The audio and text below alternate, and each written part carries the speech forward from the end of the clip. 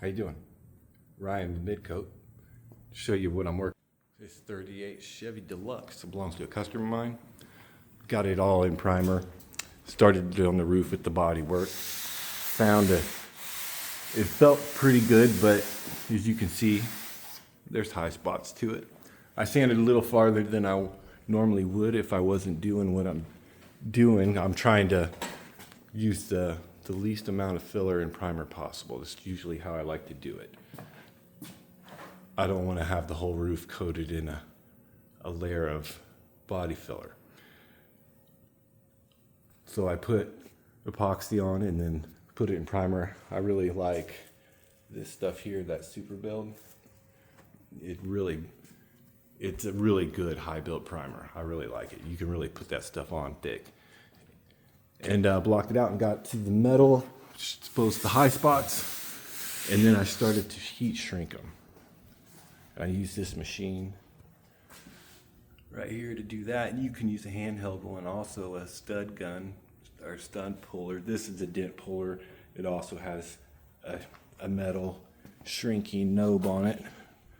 This little short knob on the end here is for shrinking, and then that longer one is for dent pulling.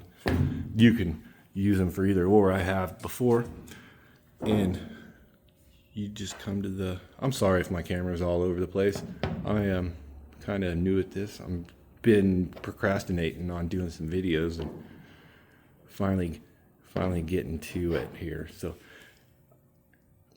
you heat up a small area. I don't know if you could see how that got red. I'll do it to another little area here. Just give you another chance to see.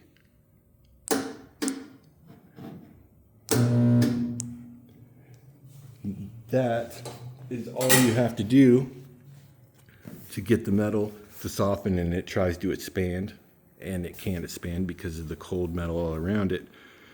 So it compresses, gets thicker in that area. And I don't like to quench it. Some people do. I think it could make the metal brittle if you do it several times.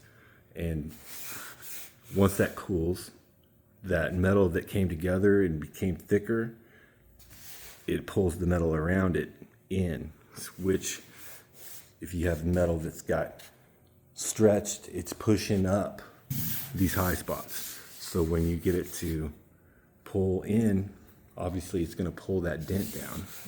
You have to do it more than just that one on that. I had to do this one 6 or 7 times. These I'd had to do several times, but they are flat. It took them out. They're not huge oil cans necessarily. They're just high spots that are, you can feel, but they're not incredibly high or anything. You can do this with an oil can, obviously, but it takes a little more than just hitting it 4 or 5 times to get something that big out. But it's pretty simple. Anybody can do it. And it saves you from having to put, like, say, your roof full of filler.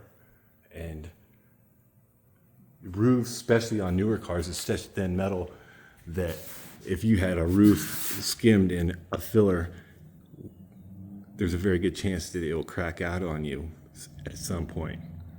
Especially if you run into a little hailstorm like we have in the Midwest all the time that normally wouldn't even damage your roof, but if you have a skim coat of filler on your roof, it could chip your paint off fairly easily.